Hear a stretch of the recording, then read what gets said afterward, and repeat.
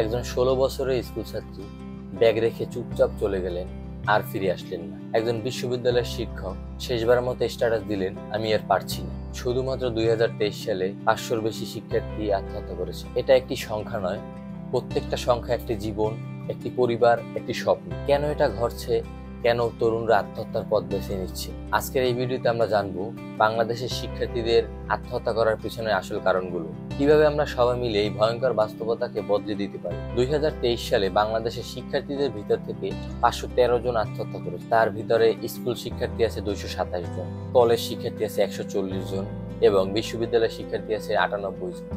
সব থেকে বড় বিষয় হলো তার ভিতরে মাদ্রাসার শিক্ষার্থী আছে 48 জন। এবং আপনি যদি 2024 সালের আংশিক একটা জরিপ দেখেন, তাহলে সেখানে মোট আত্মহত্যা করেছে বাংলাদেশের 313 জন শিক্ষার্থী, যার মধ্যে স্কুল শিক্ষার্থী আছে 153 জন এবং কলেজ শিক্ষার্থী আছে 72 জন, বিশ্ববিদ্যালয়ের শিক্ষার্থী আছে 55 জন, সর্বশেষ মাদ্রাসা শিক্ষার্থী আছে 21 জন।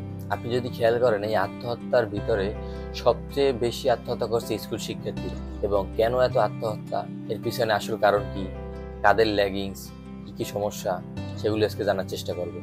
গবেষণায় দেখা গেছে শিক্ষার্থীদের আত্মহত্যার প্রধান কারণগুলোর সবচেয়ে উপর পর্যায়ে আছে শিক্ষাগত চাপ, পরীক্ষা ফলাফল নিয়ে ভয়, ভর্তি পরীক্ষার ব্যর্থতা, অতিরিক্ত পড়ালেখার চাপ এবং পারফরমেন্স প্রত্যাশা। তারপরের ধাপ যদি আমরা চিন্তা করি, তাহলে দেখতে পারবো সম্পর্কজনিত সমস্যা। এর ভিতরে অনেক আছে প্রেম গঠিত সমস্যা, ব্রেকআপ আর অন্যান্য অনেক কিছু। তারপর আছে বন্ধুদের মধ্যে সমস্যা এবং সামাজিক অপমানের ভয়। এরপরে রয়েছে মানসিক সমস্যা, ডিপ্রেশন, ট্রমা, কাউন্সিলিং এর অভাব, পারিবারিক মানসিকতা যে কিছু হবে না, এগুলো কিছু না, এই টাইপের কথাবার্তা অনেক সময় আত্মহত্যার কারণ হিসেবে দেখা। শিক্ষার্থীদের ভিতরে আত্মহত্যা সব থেকে বেশি প্রভাব পড়ে বেসরকারি বিশ্ববিদ্যালয়, কারণ তাদের বিভিন্ন রকম সমস্যা থাকে। টিউশন ফি না দেওয়ার সমস্যা, চাকরির অভাব, পারিবারিক আর্থিক সংকটের সমস্যা।